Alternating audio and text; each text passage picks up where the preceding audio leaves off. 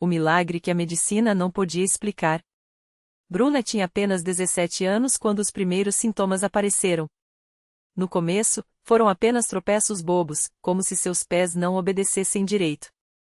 Depois, vieram as dores de cabeça fortes, a visão embaçada e uma fraqueza que parecia sugar suas forças a cada dia. Os médicos demoraram a descobrir, mas quando o diagnóstico veio, foi como um golpe no peito da família: leucodistrofia de Canavan, uma doença degenerativa rara, sem cura, que destrói a bainha de mielina do cérebro. Os especialistas deram pouca esperança. Ela vai perder a capacidade de andar, falar, até de engolir, disseram com voz fria. Preparem-se para o pior. A mãe de Bruna, Dona Maria, era uma mulher de fé, mas naquele momento, até suas orações pareciam se perder no ar. O pai, seu João, homem trabalhador e quieto, passou noites em claro, segurando a mão da filha enquanto ela chorava em silêncio. Os remédios só aliviavam um pouco a dor, mas nada detinha o avanço da doença. Bruna, que sonhava em ser professora, via seu corpo traí-la aos poucos. Até que um dia, uma vizinha, Irmã Rosa, uma senhora simples e de sorriso tranquilo, bateu à porta. Maria, por que você não leva a Bruna na congregação? Lá, Deus ouve. Disse ela, segurando uma Bíblia desgastada pelo uso. Dona Maria hesitou. Ela já tinha ido a outras igrejas, já tinha pedido a santos, já tinha feito promessas. Mas havia algo diferente no olhar daquela mulher. Não era fanatismo, era certeza. Lá não tem show, não tem gritaria. É só o povo de Deus, orando com o coração. Completou Irmã Rosa. No domingo seguinte, Bruna entrou pela primeira vez na congregação cristã no Brasil. O prédio era simples, sem luxo, com bancos de madeira envernizada pelo tempo. As irmãs vestiam saias longas e blusas modestas, os irmãos, camisas sociais e calças compridas. Não havia banda, nem palmas, nem holofotes. Só o som das vozes unidas cantando hinos à capela, liderados pelo ancião Pedro, um homem de cabelos brancos e voz firme, mas serena. Louvai ao Senhor, todos os povos. Exaltai, ó, todas as nações. Bruna sentiu algo estranho. Não era emoção passageira, era paz. Quando o ancião abriu a Bíblia e leu sobre a fé que move montanhas, ela não conseguiu segurar as lágrimas. Depois da pregação, veio o momento das orações. Os irmãos se ajoelharam, uns ao lado dos outros, e começaram a clamar a Deus em uníssono, como se fosse um só coração. Bruna nunca tinha visto aquilo. Não eram palavras decoradas, eram súplicas verdadeiras. Uma irmã, de nome Clara, aproximou-se e colocou a mão em seu ombro. Filha, Deus não esqueceu de você. Ele vê suas lágrimas. Naquela noite, Bruna chorou como nunca. Não de desespero, mas de alívio. Algo dentro dela dizia que ali, naquele lugar simples, ela tinha encontrado esperança real. Os domingos se tornaram sagrados. Bruna passava as semanas esperando pelo culto. Às vezes, a fraqueza era tanta que precisava ser carregada pelo pai, mas ela ia. Os irmãos não a tratavam com pena, mas com amor sincero. Um dia, depois da Santa Ceia, aquele momento solene em que o pão e o vinho eram partilhados em memória de Cristo, o ancião Pedro chamou Bruna à frente. Irmã Bruna, você quer ser batizada nas águas? Ela hesitou. Seu corpo já não respondia como antes, e a ideia de descer as águas a assustava. Mas então lembrou das palavras de Jesus: quem crer e for batizado será salvo. Eu quero, ancião. Mesmo doente, eu quero servir a Deus. No dia do batismo, a igreja inteira estava presente. Bruna, apoiada pelo ancião e por duas irmãs, foi mergulhada nas águas. Quando emergiu, sentiu algo diferente. Não foi uma cura instantânea, não foram fogos de artifício. Foi uma certeza profunda: Deus estava com ela. As semanas passaram, e algo inesperado começou a acontecer. Os médicos, que antes faziam caras feias nos exames, começaram a franzir a testa de outro jeito. Isso não faz sentido, disse o neurologista, comparando as novas ressonâncias com as antigas. A degeneração parou. Alguns marcadores até melhoraram. Bruna sabia o que era. Não eram os remédios. Era Deus respondendo. Um domingo, durante o culto, enquanto cantavam um grande ao Senhor, Bruna sentiu uma força nas pernas. Devagar, com lágrimas nos olhos, ela se levantou. Primeiro, apoiada no banco. Depois, com as próprias forças. Os irmãos, ao vê-la de pé, começaram a chorar. Não houve gritos, não houve espetáculo. Só gratidão silenciosa e profunda. O ancião Pedro, com a voz embargada, pediu que ela desse seu testemunho. Eu não sei explicar como Deus fez. Só sei que Ele fez. Disse Bruna, segurando o microfone com mãos trêmulas. Eu vim aqui doente, sem esperança. Mas aqui, entre irmãos que oram de verdade, eu encontrei a Deus. E Ele me curou. O médico que a acompanhava, um homem cético, depois de ver os exames, escreveu no prontuário: remissão inexplicável. Caso a ser estudado. Mas Bruna sabia a explicação. Não era ciência. Era milagre. Hoje, Bruna tem 22 anos. Ela anda, fala, trabalha como professora de crianças, o sonho que quase foi tirado dela.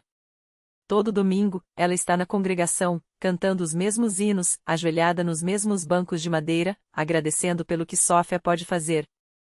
Muitas pessoas perguntam: como você teve tanta fé? E ela responde, com um sorriso simples: fé não é acreditar que Deus vai fazer o que a gente quer. É confiar que Ele faz o que é melhor, do jeito dele, na hora dele. Na congregação, eu aprendi que Deus não precisa de gritos, nem de shows. Ele só precisa de um coração sincero. E foi ali, na simplicidade, que Ele me encontrou. Porque milagres não acontecem onde há barulho. Acontecem onde há fé. E na congregação cristã no Brasil, a fé é pura, humilde e verdadeira. Assim como o Deus que eles servem. E não foi só a vida dela que mudou. Cada domingo, quando ela entra na congregação, alguém se aproxima para contar uma história parecida. Um homem que chegou arrastando uma perna atrofiada depois de um acidente de trabalho e hoje caminha firme, carregando a Bíblia na mão. Uma mãe que perdeu o filho nas drogas e, depois de muitas orações nos bancos de madeira, viu o rapaz voltar para casa, transformado. Um casal que quase se separou, mas encontrou na palavra simples do pastor a força para perdoar e recomeçar. Todos eles têm algo em comum: não eram pessoas especiais, não tinham dinheiro para pagar promessas, nem influência para ser atendidas primeiro. Eram apenas almas cansadas que, como ela, aprenderam a se ajoelhar e dizer: Senhor, eu não sei como, mas eu confio em Ti. E Deus, que não faz acepção de pessoas, ouviu. A professora costuma contar que, nos primeiros meses depois do milagre, ela sentia um medo esquisito. Medo de acordar e descobrir que tudo tinha sido um sonho. Medo de que a dor voltasse, de que as pernas falhassem de novo. Até que, numa noite de oração, o pastor leu um versículo que marcou seu coração: não temas, porque eu sou contigo. Isaías 41:10. Naquela hora, ela entendeu que a fé não era só para receber o milagre, era para viver depois dele também. Hoje, ela não tem mais medo.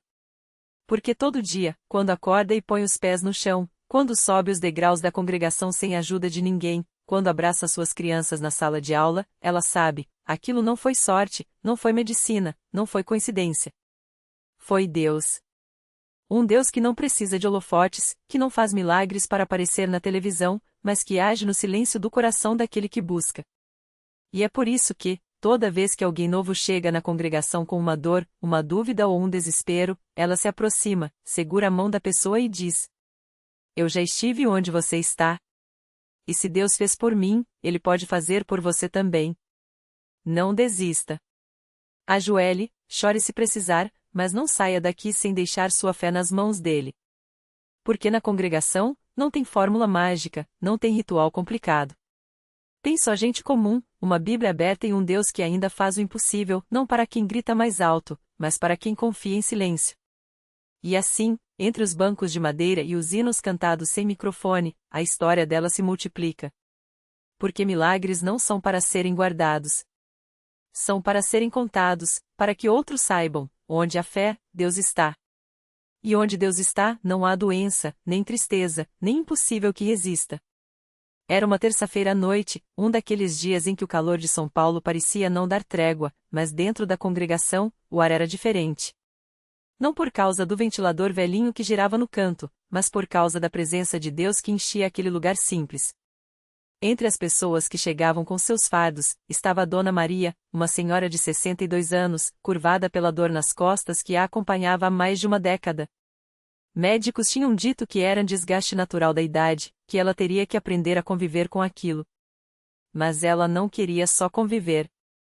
Ela queria viver. Quando viu a irmã que havia compartilhado seu testemunho se aproximando, Dona Maria sentiu algo estremecer dentro dela. Não era esperança ainda, era só um desejo pequeno, teimoso, de acreditar que talvez, só talvez, aquela noite fosse diferente. A irmã segurou suas mãos, olhando nos seus olhos como se enxergasse além da dor, além dos anos de noites mal dormidas. Minha irmã, Deus não se importa com o que os médicos falam. Ele se importa com o que a gente acredita, disse ela, com uma firmeza que só quem já viu o sobrenatural pode ter. Você veio até aqui, e isso já é um sinal de que você não desistiu. Agora, vamos orar. E ali, entre os bancos de madeira que rangiam a cada movimento, Dona Maria ajoelhou. Não foi uma oração bonita, cheia de palavras difíceis.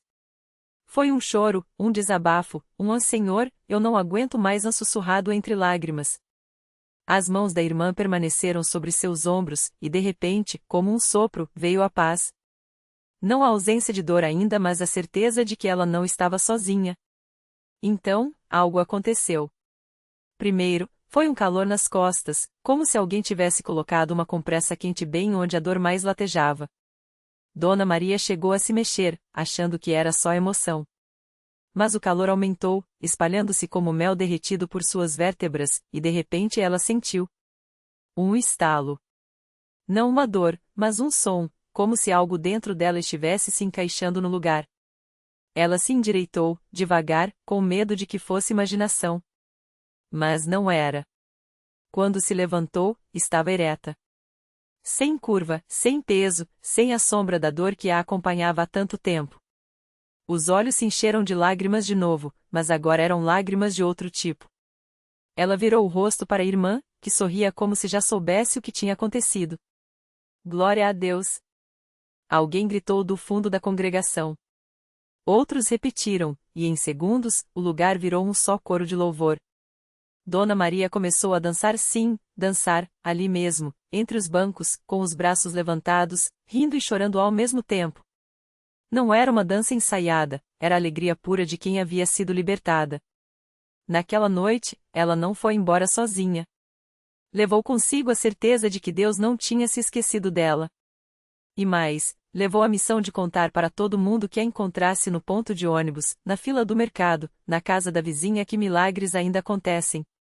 Que a congregação não era só um lugar de reunião, mas um lugar de encontro. Encontro com aquele que transforma a dor em dança, tristeza em gratidão e impossíveis em testemunhos. Porque é assim que Deus age. Não com trovões e relâmpagos, mas no silêncio de uma oração sincera, no toque de uma mão que acredita, no suspiro de quem finalmente entende. A fé não é sobre ter todas as respostas. É sobre confiar em quem as tem. E assim, a história de Dona Maria se juntou às outras.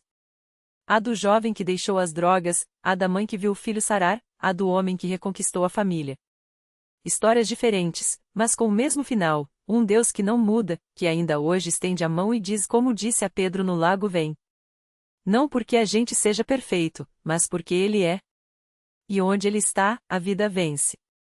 Sempre. Era uma terça-feira à noite, e o templo da Universal estava cheio daquele calor humano que só existe onde o Espírito Santo se move.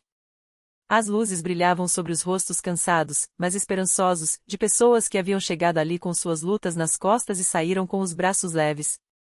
Entre elas, estava Dona Maria, agora com os olhos úmidos não de dor, mas de uma alegria que ainda lhe parecia estranha, como se o coração, depois de tanto tempo apertado, finalmente tivesse espaço para bater direito. Ela não tinha ido sozinha.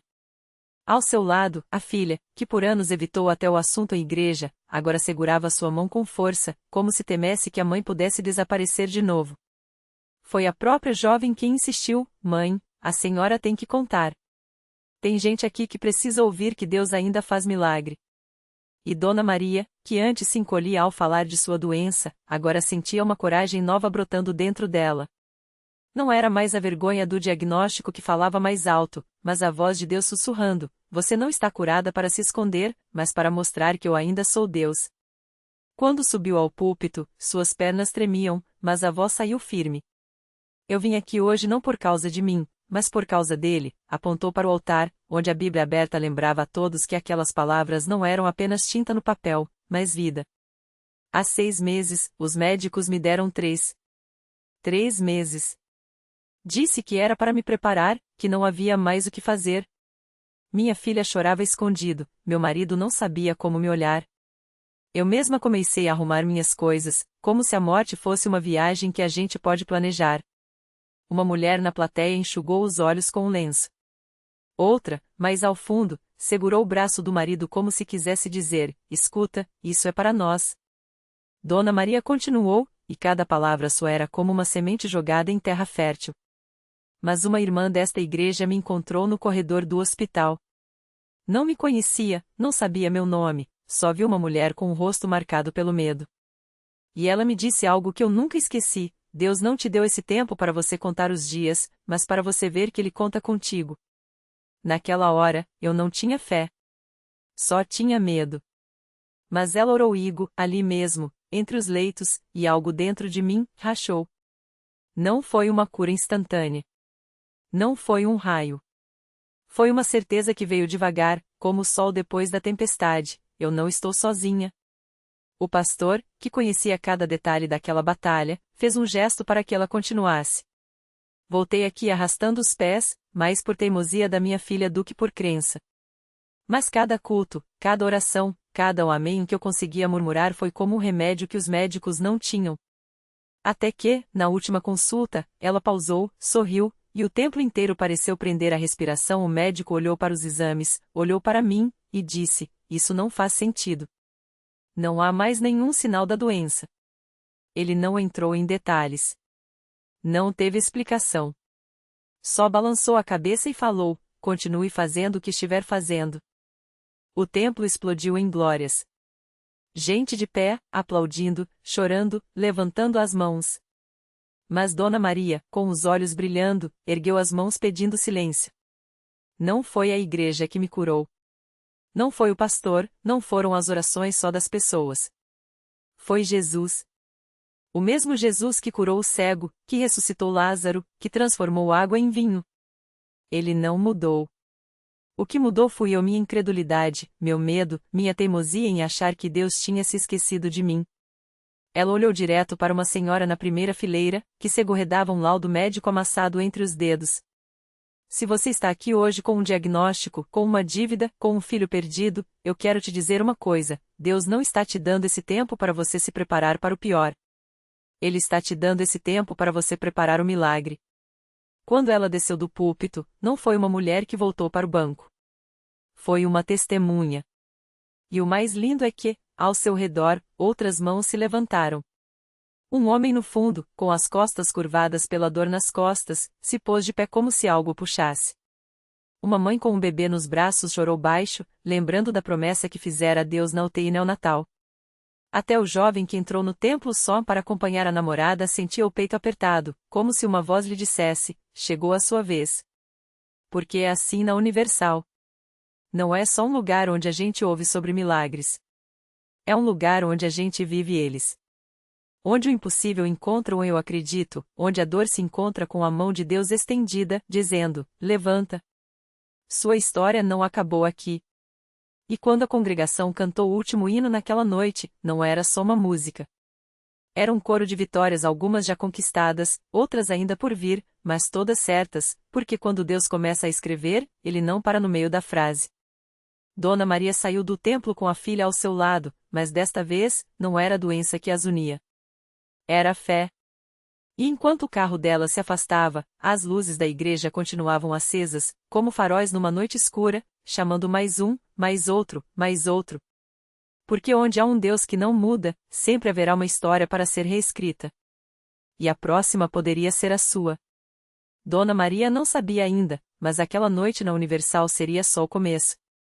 Os dias seguintes não foram fáceis, afinal, a luta contra a doença não se ganha só com uma oração, mas com perseverança. Mas algo dentro dela havia mudado. Não era mais o medo que a acordava de madrugada, mas uma certeza que tinha, como uma chama que não se apaga. Deus já respondeu. A menina, que antes mal conseguia levantar da cama, começou a pedir para ir à igreja novamente. Mãe, eu quero ouvir o pastor falar de Jesus, dizia, com uma voz que, aos poucos, ia recuperando a força. Dona Maria chorava em silêncio, porque sabia que aquelas palavras eram mais do que desejo de uma criança, eram sinais de que o milagre estava em movimento. Na quarta-feira seguinte, elas voltaram. Dessa vez, o templo estava ainda mais cheio. Gente de todos os cantos, cada um com sua batalha, uns com dores no corpo, outros com feridas na alma. Mas todos com o mesmo brilho nos olhos, como quem já viu o sol nascer depois da tempestade. O pastor subiu ao púlpito e falou sobre Abraão, que contra toda esperança, creu. Deus não olha para o tamanho do seu problema, mas para o tamanho da sua fé, disse, apontando para o público. Dona Maria segurou a mão da filha com mais força, como se quisesse transmitir por aquele toque toda a esperança que agora carregava. Foi quando aconteceu. No meio do culto, a menina começou a se mexer na cadeira. Primeiro, um leve balançar dos pés. Depois, um suspiro fundo. Então, sem aviso, ela se levantou. Sozinha. Sem a ajuda da mãe, sem a muleta que há meses era sua companheira. Os pés, antes fracos, agora sustentavam seu corpo como se nunca tivessem tremido. Dona Maria levou as mãos à boca, os olhos cheios de lágrimas que não eram de dor, mas de um espanto sagrado. Ao seu lado, uma irmã da igreja, que já havia orado por elas antes, gritou, "Glória a Deus!" E o grito se espalhou como fogo. O templo explodiu em louvor. Gente chorando, abraçando desconhecidos, pulando de alegria. A menina, com os olhos brilhando, correu para os braços do pastor, que a ergueu no ar como um troféu do poder de Deus.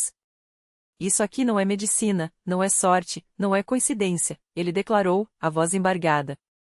Isso aqui é Jesus. Nos dias que se seguiram, os médicos não tinham explicação. Os exames, que antes mostravam um quadro grave, agora estavam limpos. É inexplicável, disseram. Mas Dona Maria sabia a verdade, não era inexplicável. Era Deus. O mesmo Deus que havia secado o Mar Vermelho, que havia ressuscitado Lázaro, que havia transformado água em vinho. Aquele Deus não tinha mudado. E na Universal, ele ainda faz o que só ele pode fazer. Hoje, quando Dona Maria conta essa história, ela sempre termina do mesmo jeito, com um convite. Se você está lendo isso e acha que seu caso é sem solução, venha. Não espere a doença piorar, não espere a dívida afundar, não espere o coração partir. Deus está aqui, esperando por você. Ele não faz acepção de pessoas. Se fez por mim, faz por você também. E enquanto ela fala, lá no fundo do templo, mais uma pessoa levanta a mão, pedindo oração. Mais um coração se abre. Mais uma história está prestes a ser reescrita. Porque na Universal, os milagres não são lendas. São testemunhos vivos. E o próximo pode ser o seu. O milagre que não acaba. Dona Maria fechou os olhos e lembrou do dia em que, depois de meses de quimioterapia e diagnósticos sem esperança, o médico a olhou incrédulo, seus exames estão limpos. Não há mais vestígios da doença. Ela sorriu, porque sabia, não era a medicina, não era a sorte. Era aquele que secara o Mar Vermelho operando mais uma vez. Naquela noite, no altar da Universal, ela seguiu o exemplo de tantos outros, ajoelhou-se, chorou e agradeceu. Não por um milagre isolado, mas por uma vida transformada. Porque o verdadeiro milagre não foi só a cura do corpo, mas a renovação da fé, a restauração da família e a certeza de que, mesmo nas trevas, Deus escreve histórias de luz. A reflexão que fica é que milagres não são apenas curas instantâneas ou soluções mágicas. Às vezes, são forças para seguir em frente quando tudo diz desista. São portas que se abrem onde só havia paredes. São lágrimas que se transformam em gratidão. Dona Maria aprendeu que Deus não escolhe os imperfeitos, ele escolhe os que o buscam com sinceridade. A lição: não espere o desespero bater a porta para clamar por ajuda. A fé não é o último recurso, mas o primeiro passo. E se hoje você se sente como um acaso perdido, lembre-se, o Deus que ressuscitou Lázaro ainda está no ramo de fazer o impossível. Talvez o próximo testemunho seja o seu. No fundo do templo, outra mão se levanta. Outra história começa. E o milagre, mais uma vez, prova que não é lenda, é amor em ação. Venha.